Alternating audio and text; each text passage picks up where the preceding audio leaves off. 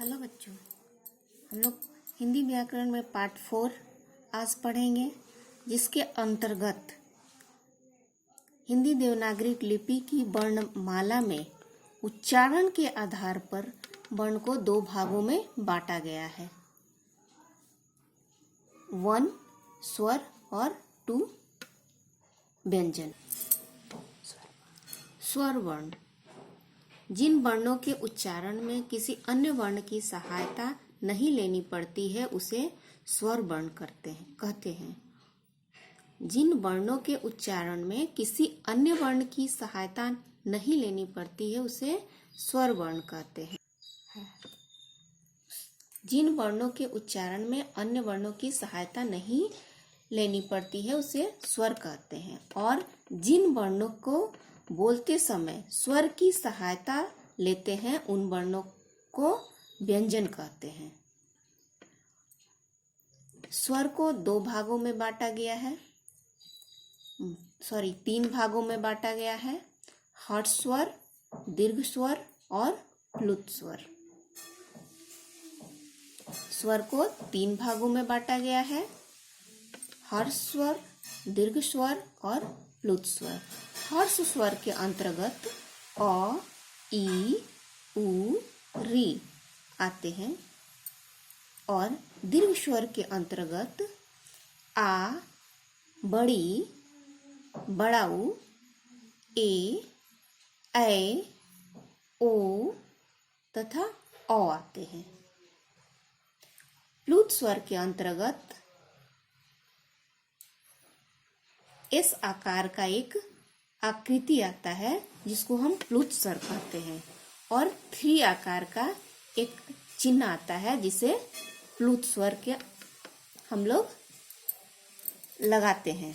पर हर्ष स्वर में छोटी, जैसे हम लोग छोटी की मात्रा, छोटाऊ की मात्रा, ये सब हर्ष स्वर में आ जाएगा। और बड़ा माने दीर्घ, आ, बड़ी, बड़ाऊ, ए, ऐ, ओ तथा औ, ये सारी मात्राएं दीर्घ स्वर में आती हैं।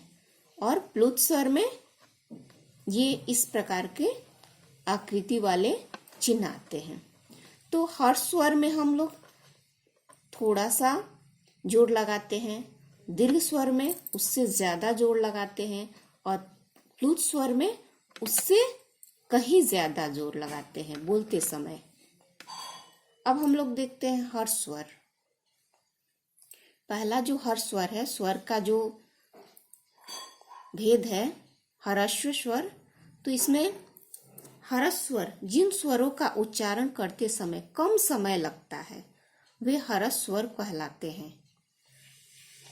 जिन स्वरों का उच्चारण करते समय, बोलते समय कम समय लगता है वह हर्स्व स्वर कहलाते हैं। हर्स्व स्वर 4 हैं।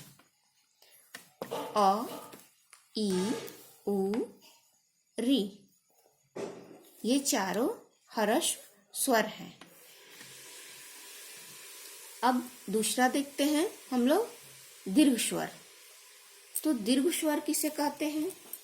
जिन स्वरों का उच्चारण करते समय हर्ष से दुगना समय लगता है, यानी स्वर में पढ़े हम लोग कम समय लगता है, और मान लीजिए एक सेकंड का समय लगता है तो इसमें 2 सेकंड का समय लगेगा, यानी स्वर से दुगना।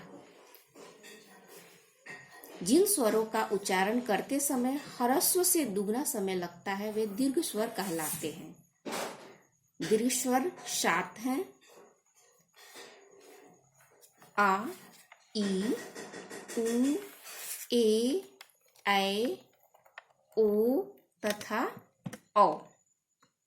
प्लुत स्वर तीसरा हमारा हो गया प्लुत स्वर।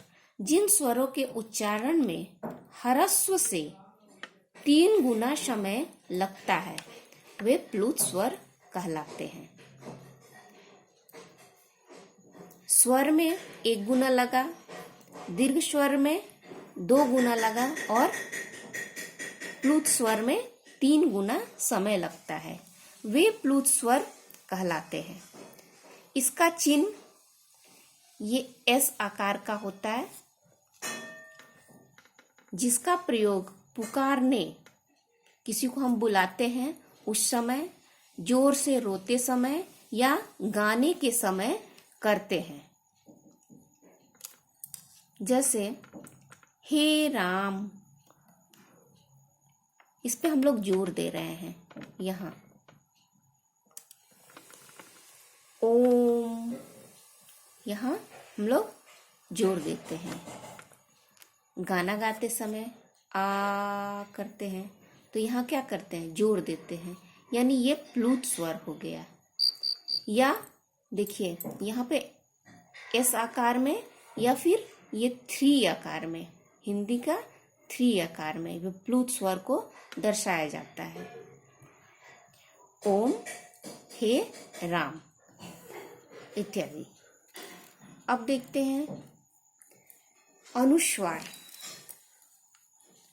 अनुस्वार जो अंग की मात्रा होती है, अंग की मात्रा ऊपर एक बिंदु, शिरोरेखा के ऊपर जो बिंदु रहता है उसी को अनुस्वार कहते हैं। अनुस्वार का उच्चारण नाक से किया जाता है। इसका प्रयोग शिरोरेखा के ऊपर बिंदु के रूप में होता है। तो आप लोग समझ गए होंगे कि अनुस्वार क्या है। किसी भी अक्षर के ऊपर जब हम उसका प्रयोग करेंगे अक्षर के ऊपर तो वे अनुस्वार हो जाएगा, यानी शिरोरेखा के ऊपर। अनुस्वार का उच्चारण नाक से होता है, जैसे संतरा, संग, जंगली, तंग इत्यादि। अनुनासिक, अनुनासिक इसका चिन्ह जो है चांद, चांद की तरह एक ऊपर बिंदु। जिन स्वरों का उच्चारण करते समय हवा मुंह और नाक से निकलती है उसे अनुनासिक कहते हैं। हम वैसे शब्द जब बोलते हैं अनुनासिक तो हवा जो है हमारे मुंह से और नाक से निकलती है। इस अनुनासिक को चांद्र बिंदु के रूप में प्रयोग करते हैं। जैसे ऊंट, पांव, हंसी, ये सारे शब्द जो हैं अनुनासिक हैं। जिन स्वरों की मात्राएं शिरोरेखा के ऊपर निकली होती है वहां अनुस्वार का प्रयोग किया जाता है,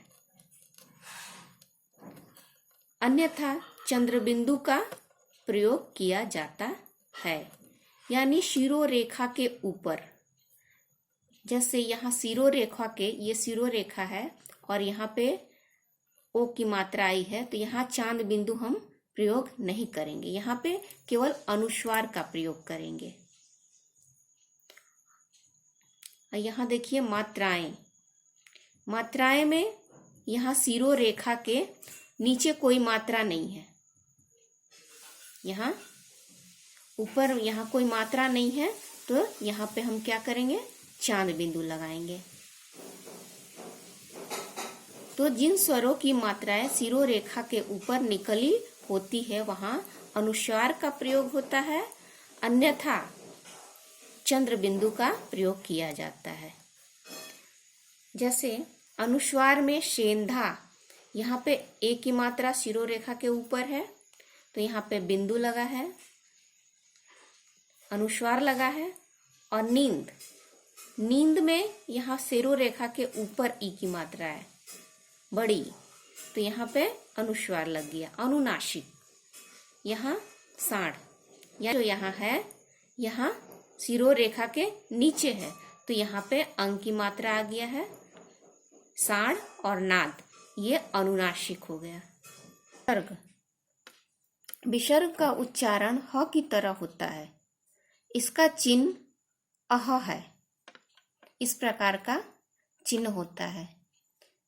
इसका प्रयोग केवल तत्सम संस्कृत शब्दों में ही किया जाता है, यानी इसका जो प्रयोग होता है संस्कृत के शब्द में किया जाता है। जैसे अतः, संभवतः, स्वतः, प्रातः, नमः, ईशः आदि। इनका प्रयोग वर्णमाला में स्वरों के बाद तथा व्यंजन से पहले आता है।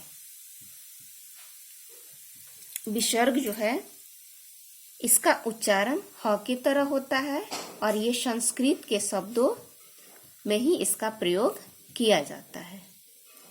अयोग्यवाह, अयोग्यवाह हमने पढ़ा था कि दो है, अंग और अह। अनुस्वार तथा विसर्ग को ही अयोग्यवाह कहते हैं। आगत ध्वनि, ये चांद बिंदु, आधा चांद बिंदु और ये छोटा सा बिंदु नुक्ता, ये आगत ध्वनि है।